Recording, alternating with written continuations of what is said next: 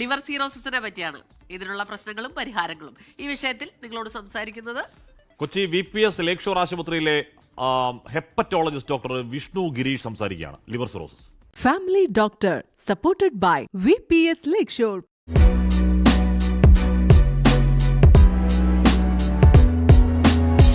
എന്താണ് liver cirrhosis? അപ്പോൾ liver cirrhosis എന്ന് പറയുമ്പോൾ ലിവർ കട്ടിയായി പോകുന്ന ഒരു അവസ്ഥയാണ്. സാധാരണ ലിവർ എന്ന് പറയുമ്പോൾ ഒരു സ്പോഞ്ച് പോലെ, തൊടുമ്പോൾ സ്പോഞ്ച് പോലെ അത്രയ്ക്ക് സോഫ്റ്റ് ആയിരിക്കും. അപ്പോൾ ഇത്രയും മൃദുലമായിട്ടുള്ള ലിവർ പല പല കാരണങ്ങളുണ്ട്. അതിപ്പോൾ മദ്യപാനം ആവാം, അല്ലെങ്കിൽ നമ്മുടെ ഷുഗറും അമിത ഭാരം കൊണ്ടുള്ള എഫക്റ്റ് ആവാം, കുറേ നാൾ ഫാറ്റി ലിവർ ഇരുന്നിട്ടാവാം. എന്ത് കാരണം കൊണ്ടായാലും അത് ലിവർ പതുക്കെ കട്ടി കൂടി പോകുന്ന അവസ്ഥയാണ് നമ്മൾ സിറോസിസ് എന്ന് വിളിക്കുന്നത്. അപ്പോൾ ഇതിൻ്റെ ആദ്യ ഭാഗം, അതായത് തുടങ്ങുന്നത് ഫൈബ്രോസിസ് എന്ന് പറഞ്ഞ അവസ്ഥയാണ്. അപ്പോൾ ഫൈബ്രോസിസ് അഡ്വാൻസ് ഫൈബ്രോസിസ് ആവുന്നു. അത് വീണ്ടും കൂടുമ്പോൾ അതിനെ ഒരു ലെവലിൻ്റെ അപ്പുറത്തേക്ക് പോകുമ്പോൾ നമ്മൾ അതിനെ തന്നെ സിറോസിസ് എന്ന് വിളിക്കുന്നു. ഇതാണ് അതിൻ്റെ സത്യാവസ്ഥ.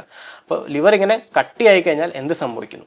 ലിവറിന് ഒരുപാട് ജോലികളുണ്ട്. ഒരു 10-500 ധർമ്മം ചെയ്യുന്ന ഒരു ഓർഗനാണ് ലിവർ. അപ്പോൾ ഇതിൻ്റെ അകത്ത് പല പല കാര്യങ്ങൾ ഇല്ലാണ്ടാവുമ്പോഴാണ് നമുക്ക് ലിവർ സിറോസിൻ്റെ ഓരോരോ പ്രശ്നങ്ങൾ വരിക. അപ്പോൾ ലിവർ സിറോസിൻ്റെ ഒരു മെയിൻ സംഭവം എന്താണെന്ന് വെച്ചാൽ ഒരു 70% വരെ ഈ ലിവർ ഫെയിൽ ആയി കഴിഞ്ഞാൽ നമുക്കിത് പുറത്തറിയില്ല.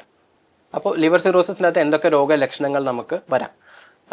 ലിവർ സിറോസിസിൽ ലിവറിൻ്റെ പ്രഷർ കൂടുമ്പോൾ പല പല കാര്യങ്ങളുണ്ടാകും. അതായത് നമ്മുടെ ഇന്റേണൽ ബ്ലീഡിങ് വരാം. അതായത് രക്തം ഛർദ്ദിക്കുകയോ അല്ലെങ്കിൽ മലത്തിലൂടെ രക്തം കറുത്ത കളറിൽ പോവുക. അപ്പോൾ രണ്ടും ബ്ലീഡിംഗ് ആണ്. അപ്പോൾ ഇന്റേണൽ ബ്ലീഡിംഗ് ആണ് നമുക്ക് ഏറ്റവും കൂടുതൽ ലൈഫ് റിസ്കി ആയിട്ടുള്ളൊരു കോംപ്ലിക്കേഷൻ. പിന്നീട് വരാവുന്ന വയറിൽ വെള്ളം, ഒരു അസൈറ്റിസ് എന്ന് പറയും, വയറിൽ വെള്ളം അക്യുമുലേറ്റ് ചെയ്യുക. അപ്പോൾ ഇതും ഈ ലിവറിൻ്റെ പ്രഷർ കൂടുന്ന കാരണമാണ്. കട്ടിയായിപ്പോയ ലിവറിലേക്ക് രക്തം ഒഴുകാണ്ട് അവിടെ പ്രഷർ കൂടുന്ന കാരണം വരുന്ന ഒരു അവസ്ഥയാണ് അസൈറ്റിസ് എന്ന് പറയുന്നത്. മൂന്നാമത് എന്താണെന്ന് വെച്ചാൽ ഈ പ്രഷർ കൂടുമ്പോൾ ലിവറിലേക്ക് ബ്ലഡ് ഒഴുകുന്നില്ല. ലിവറാണ് ഈ നമ്മുടെ ശരീരത്തിലെ എല്ലാ വിഷങ്ങളും എടുത്തു കളയേണ്ടത്. അപ്പോൾ അങ്ങനെ ഒഴുകാത്ത രക്തം വേറെ വഴികളിലൂടെ ഡയറക്റ്റ് ബ്രെയിനിലേക്ക് എത്തുന്നു. അതുകൊണ്ട് നമ്മുടെ ബോധം പോവുകയും നമ്മൾ കോമയിൽ വരെ എത്താനുള്ള ചാൻസ് ഉണ്ട്. അതായത് നമ്മളെ ഹെപ്പാറ്റിക് എൻകെഫലോപ്പത്തി എന്ന് പറയുന്നു. അപ്പോൾ ഇതൊക്കെയാണ് ലിവർ കാരണം വരുന്ന പല പല കോംപ്ലിക്കേഷൻ. പിന്നെ നമ്മൾ സാധാരണ കാണാനുള്ള ജോണ്ടിസ്, മഞ്ഞപ്പിത്തം, അത് വരാം. അങ്ങനെ പല പല കോംപ്ലിക്കേഷൻസ് വരാം. അപ്പോൾ ഇതിനെ നമ്മൾ ഇങ്ങനെ ഈ പറഞ്ഞ ഈ 4 കാര്യങ്ങളിൽ ഏതെങ്കിലും ഉണ്ടെങ്കിൽ അതിനെ നമ്മൾ ഡീകമ്പൻസേറ്റഡ് സിറോസിസ് എന്ന് വിളിക്കുന്നു. Family doctor supported by VPS lake shore.